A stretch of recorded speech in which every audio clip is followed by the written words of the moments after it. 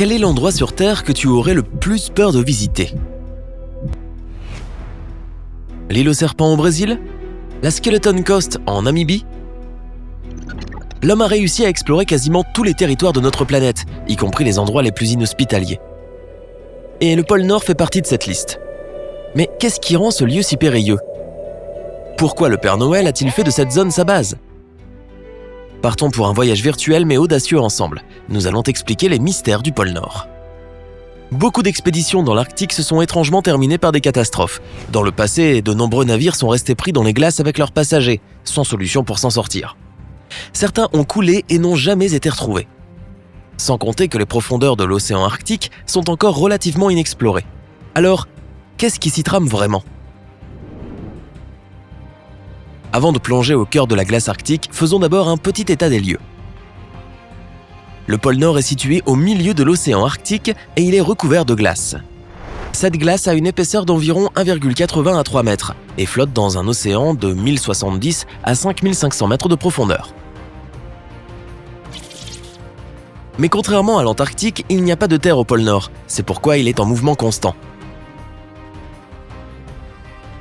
Mais nous y reviendrons dans un instant. Ce qui est fascinant, c'est que même si le pôle Nord est littéralement composé de glace, il y fait plus doux qu'au pôle Sud.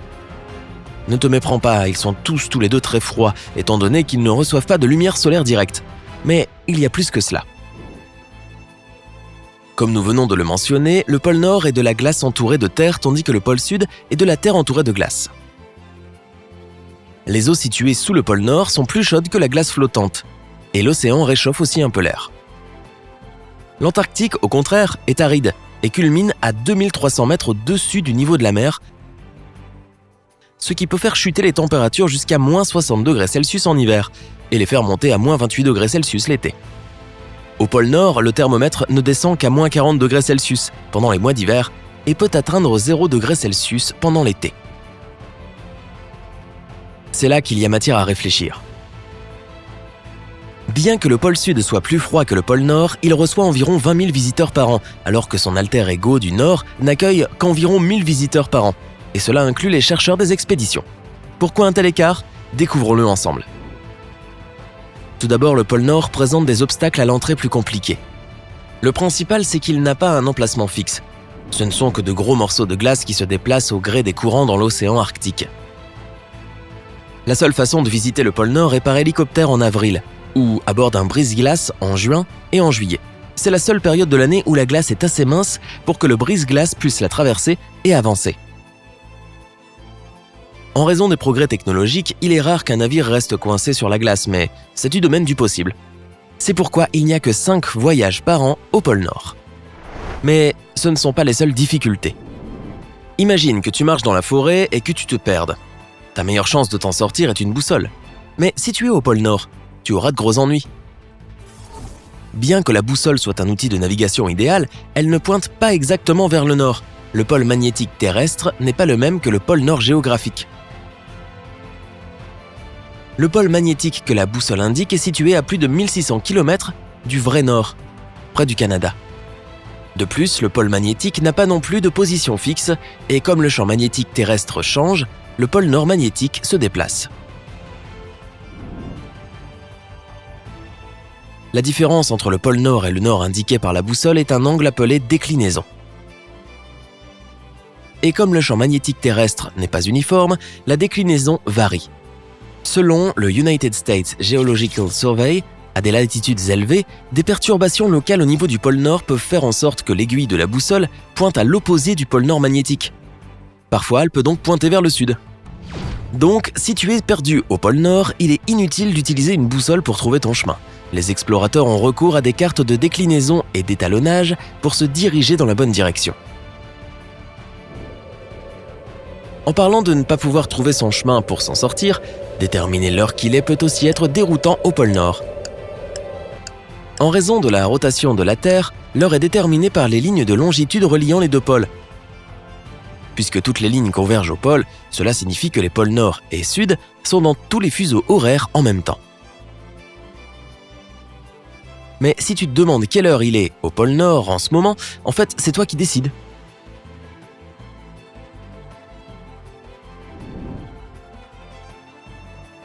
Maintenant que nous en avons fini avec les raisons scientifiques qui expliquent pourquoi il est difficile d'aller au pôle Nord, passons aux éléments plus pratiques. L'un des aspects les plus importants est le logement. Personne ne vit vraiment au pôle Nord. Même les Inuits qui habitent dans les régions arctiques avoisinantes de la Russie, du Groenland et du Canada ne s'y sont jamais réellement installés. La glace est en mouvement constant et se trouve réduite à la moitié de sa taille hivernale pendant les mois d'été. Ainsi, personne n'a jamais essayé d'y établir une communauté permanente ni de construire des structures durables car elles seraient vouées à disparaître ou à être détruites. Même en voyageant autour, il est possible de rencontrer un obstacle. Parfois, les icebergs se détachent des glaciers de l'océan Arctique et descendent jusqu'à l'océan Atlantique. Cela a causé des problèmes à un grand nombre de navires effectuant des voyages transatlantiques, et on suppose que c'est exactement ce qui s'est passé avec le Titanic en 1912. Ces icebergs continuent d'être un danger en Atlantique Nord. Même après l'incident du Titanic, il y a eu des centaines d'autres collisions avec des icebergs. Heureusement, grâce à la patrouille internationale des glaces, il n'y a eu aucun incident mortel récent, mais c'est toujours un sérieux risque. En parlant d'iceberg, voici un autre détail qui a son importance. Il n'y a pas d'eau potable au pôle Nord. Les premiers explorateurs de l'Arctique ont eu beaucoup de mal à composer avec la soif. En fait, trouver de l'eau dans l'Arctique est aussi difficile que de trouver de l'eau dans le désert. L'eau salée est impossible à boire, et le seul moyen de rester hydraté est de manger de la neige. Mais c'est dangereux aussi, car cela peut entraîner une hypothermie. Donc il faut la faire fondre. Mais à l'époque, il n'avait pas de technique de chauffage assez performante pour transformer la glace en eau, si bien que beaucoup d'explorateurs n'y sont jamais parvenus. Quant aux sources de nourriture, il n'y a pas non plus de végétation au pôle Nord. Les arbres ont besoin de terre, et comme le pôle Nord n'est qu'un bloc de glace géant, il ne permet à aucune plante d'y pousser. Même s'il y avait la moindre chance que les plantes se développent, les températures glaciales ne le permettraient pas. De plus, durant les mois d'obscurité perpétuelle, les plantes ne pourraient pas survivre sans photosynthèse. Le pôle Nord n'est pas seulement inhospitalier pour la végétation, c'est aussi un habitat naturellement hostile pour les animaux. Le renard arctique, l'ours blanc et de nombreux autres animaux terrestres ne migrent pas souvent vers le pôle Nord, car il s'agit d'un environnement imprévisible. Comme ils se déplacent constamment, il ne permet pas aux animaux de s'installer ou même d'élever leurs petits. Cependant, les ours polaires errent fréquemment autour du pôle Nord à la recherche de nourriture. Or, contrairement à la plupart des espèces d'ours que l'on peut rencontrer dans le monde, les ours polaires peuvent être extrêmement agressifs. À cause du manque cruel de nourriture au pôle Nord, ils s'en prennent à tout ce qui bouge pour se nourrir.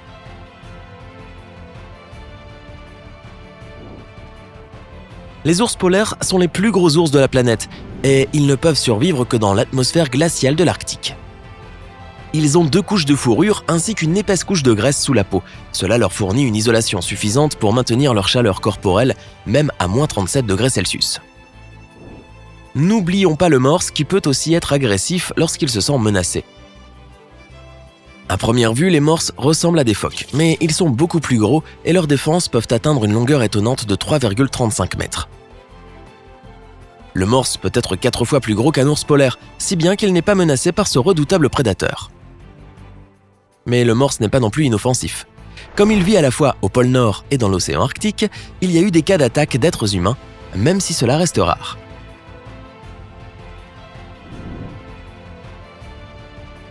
L'écosystème sous-marin du pôle Nord est beaucoup plus varié que celui de la glace flottante. Des anémones de mer, des crevettes, des crustacés et même des phoques annelés y ont été observés. Mais la plus dangereuse des espèces est le requin du Groenland qui peut atteindre 6,60 mètres de longueur. En raison des conditions météo en Arctique, il y a peu de rencontres entre les requins et les humains, mais si quelqu'un tombait dans l'eau, ses chances de survie seraient à peu près les mêmes que face à un ours blanc.